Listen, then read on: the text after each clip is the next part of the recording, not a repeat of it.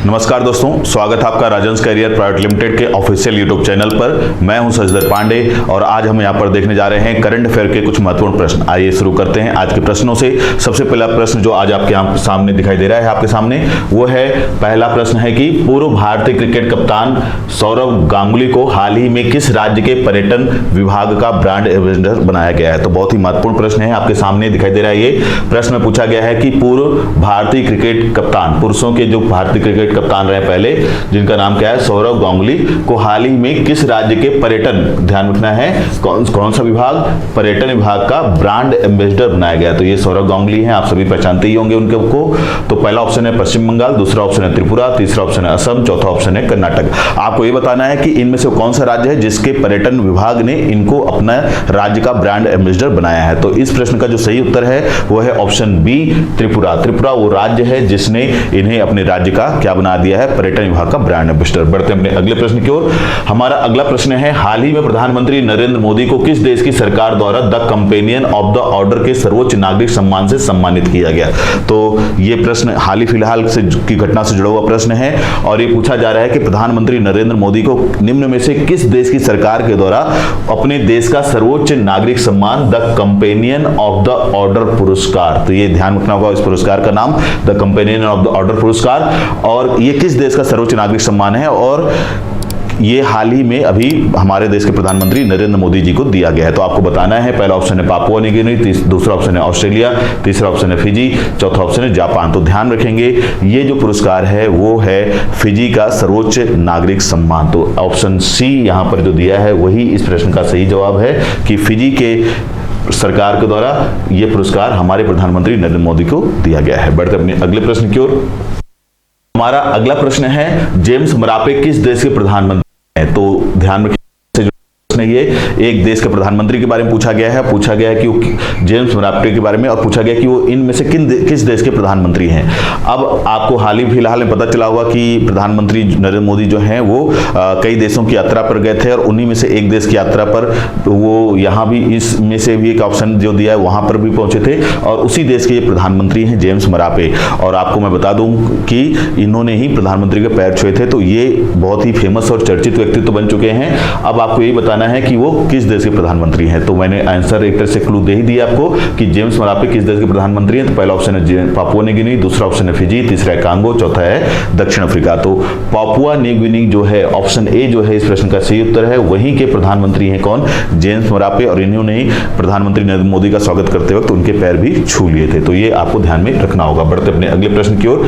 हमारा अगला प्रश्न है, हाल ही में प्रधानमंत्री नरेंद्र मोदी को किस देश की सरकार द्वारा grand companion of the order of लोगोहू पुरस्कार, जो कि उस देश का सर्वोच्च नागरिक सम्मान है, दिया गया है। तो अभी हमने थोड़ी देर पहले एक और देश के नागरिक सम्मान की बात की थी कि वहां का सर्वोच्च नागरिक सम्मान नरेंद्र मोदी को दिया गया है। इसी यात्रा में जो अभी हाल फिलहाल में नरेंद्र मोदी जी ने की थी, उसी यात्रा के क्रम में उनको एक अन्य देश के द्वारा भी अपने देश का सर्वोच्च नागरिक सम्मान दिया गया है और उस नागरिक सम्मान का नाम आपको याद रखना होगा, नाम है grand companion of the order of लोगोहू। तो ये एक देश का सर्वोच्च नागरिक सम्मान है। अब आपको ये बताना है कि कौन सा देश है। पहला ऑप्शन है फ्रांस, दूसरा है यूएई, तीसरा है पापुआ न्यू गिनी और चौथा है इटली। तो इस प्रश्न का जो सही जवाब है वो है option C, Papua New Guinea. Papua New Guinea जो है, जो कि एक एशियाई और आपका प्रशांत महासागर में स्थित देश है, उसकी सरकार के द्वारा प्रधानमंत्री नरेंद्र मोदी को ये सम्मान दिया गया है। तो ये आपको ध्यान में रखना होगा। बढ़ते हैं अपने अगले प्रश्न की ओर। प्रश्न है, तीसरे खेलो इंडिया यूनिवर्सिटी गेम्स 2023 का आयोजन किस राज्य में होगा। तो यहां पर प्रश्न पूछा गया है तीसरे खेलो इंडिया यूनिवर्सिटी गेम्स 2023 के बारे में। अब आपको बताना है कि इस आयोजन कहां पर होने वाला है। तो सबसे पहले तो आपको यह पता होना चाहिए कि 2023 में ये खेल जो होने वाले हैं वो खेलो इंडिया यूनिवर्सिटी गेम्स का तीसरा एक तरह से क्रम होगा। तो यहाँ पर एक प्रश्न अपने आप में ये भी उत्तरी है कि खेलो इंडिया यूनिवर्सिटी गेम्स 2023 जो हो रहे हैं वो कौन से नंबर के हैं, तीसरे नंबर के। अब आपको ये बताना है कि वो किस राज्य में होने वाला है। पहला ऑप्शन है गुजरात, दूसरा महाराष्ट्र, तीसरा केरल और चौथा ऑप्शन है उत्तर प्रदेश। तो इस प्रश्न का जो सही जवाब है, सही उत्तर है वो है उत्तर प्रदेश। ध्यान रखेंगे ऑप्शन डी इस प्रश्न का सही उत्तर है, उत्तर प्रदेश। बढ़ते अपने अगले प्रश्न की ओर। हमारा अगला प्रश्न है, किसे वर्ष 2023 का अंतरराष्ट्रीय बुकर पुरस्कार पुरस्कार प्राप्त हुआ है। तो बहुत ही प्रसिद्ध पुरस्कार है, साहित्य के क्षेत्र में दिया जाता है, आपको पता होगा। अगर जिन्हें नहीं पता है वो ध्यान रखें कि बुकर पुरस्कार ब्रिटेन के द्वारा साहित्य के क्षेत्र में दिया जाने वाला एक पुरस्कार है, जो कि अंतर्राष्ट्रीय ख्याति प्राप्त पुरस्कार है। अब यहाँ पर आपसे पूछा गया है कि वर्ष 2023 का ये बुकर पुरस्कार, जिसका नाम है अंतर्राष्ट्रीय बुकर पुरस्कार, वो निम्न में से किस व्यक्ति को दिया गया? तो पहला ऑप्शन है लीरा इस्माइली, दूसरा ऑप्शन है जॉर्जी गोस्पेडिनोव, तीसरा ऑप्शन है माइकल कोहलन और चौथा ऑप्शन है कैल्विन स्पिट्ज। तो इस प्रश्न का जो सही जवाब है वो है ऑप्शन बी, जॉर्जी गोस्पेडिनोव। तो इनको 2023 का अंतर्राष्ट्रीय बुकर पुरस्कार मिला है और ये हैं कौन? आपके जॉर्जी गोस्पेडिनोव। बढ़ते अपने अगले प्रश्न की ओर। हमारा अगला प्रश्न है 2023 का अंतर्राष्ट्रीय बुकर पुरस्कार जीतने वाले जॉर्जी गोस्पेडिनोव किस देश के लेखक हैं? तो अभी हमने उनके बारे में जाना, अंतर्राष्ट्रीय बुकर पुरस्कार विजेता है वो।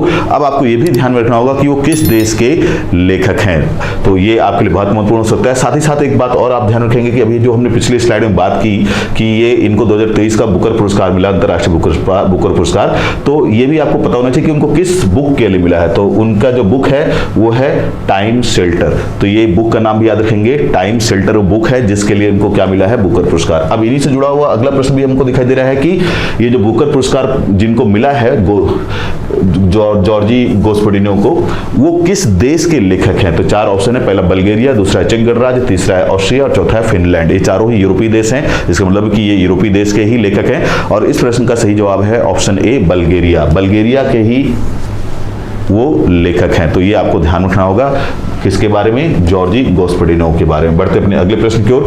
हमारा अगला प्रश्न है 20 मई 2023 को प्रधानमंत्री नरेंद्र मोदी ने कहां पर महात्मा गांधी की प्रतिमा का अनावरण किया? तो डेट बड़ी महत्वपूर्ण है, कब की बात चल रही है? 20 मई 2023 की। और किसके द्वारा? तो प्रधानमंत्री नरेंद्र मोदी द्वारा। क्या पूछा गया कि कहां पर महात्मा गांधी की, किसकी? तो महात्मा गांधी की प्रतिमा का अनावरण किया गया है। तो चार ऑप्शन है, पहला सिडनी, दूसरा है मेलबर्न, तीसरा है हिरोशिमा, चौथा है नागासाकी।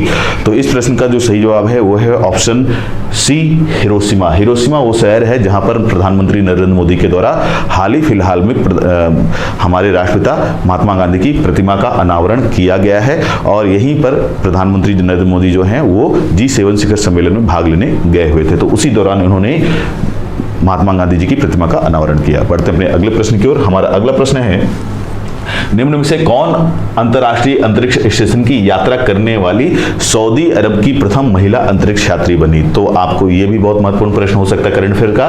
पूछा यह गया है कि यहां पर 4 महिलाओं के नाम दिए गए हैं और यह पूछा गया है कि इन 4 महिलाओं में से कौन सी महिला है जो कि अंतर्राष्ट्रीय अंतरिक्ष स्टेशन की यात्रा करने वाली सऊदी अरब की, कौन से देश की? सऊदी अरब की प्रथम महिला अंतरिक्ष यात्री बनी है। तो ध्यान रखना होगा। तो 4 नाम दिए गए, पहला है अस्मा नूरी, दूसरा है मुसाबा इस्वार, तीसरा है रेहना बरनावी और चौथा ऑप्शन दिया गया नईमा अशफाक। तो आपको इस प्रश्न का सही जवाब पता होना चाहिए और इस प्रश्न का जो सही जवाब है वो है ऑप्शन सी, रेनाह बरनावी। तो ये जो है इस प्रश्न का सही जवाब है और यही है रेहना बरनावी जिनका ये इमेज आपको यहाँ पर दिखाई दे रहा है। तो ये ध्यान रखेंगे, इस प्रश्न का उत्तर क्या है? Option C. बढ़ते अपने अगले प्रश्न की ओर। हमारा अगला प्रश्न है भारत सरकार के किस मंत्रालय ने 75/25 योजना शुरू की है? तो ये हाल ही फिलहाल भारत सरकार के एक मंत्रालय के द्वारा शुरू की गई एक नई योजना है और उस योजना का नाम क्या है? 75/25 योजना। अब आपको ये बताना है कि भारत सरकार का कौन सा मंत्रालय है जिसने इस योजना को शुरू किया है। पहला ऑप्शन है वित्त मंत्रालय, दूसरा ऑप्शन है स्वास्थ्य मंत्रालय, तीसरा ऑप्शन है रेलवे मंत्रालय और चौथा ऑप्शन है शिक्षा मंत्रालय। तो यहाँ पर 4 ऑप्शन दिए गए हैं, आपको बताना होगा।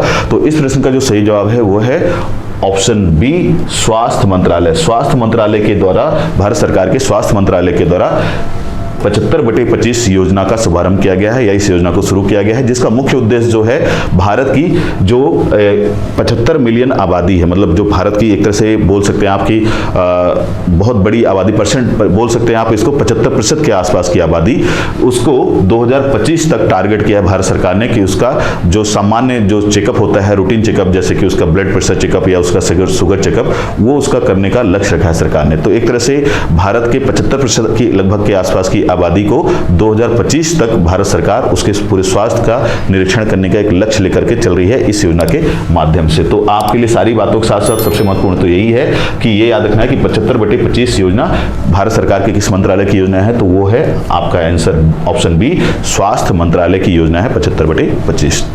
तो अभी हमने यहाँ पे जो 10 प्रश्न देखे हैं करंट अफेयर के, वो हाल ही फिलहाल की घटनाएं हैं और ये आगामी किसी भी परीक्षा में आपके लिए उपयोगी साबित हो सकते हैं। तो आज के इस वीडियो में केवल इतना ही, मिलते हैं अपने अगले वीडियो में, तब तक के लिए धन्यवाद।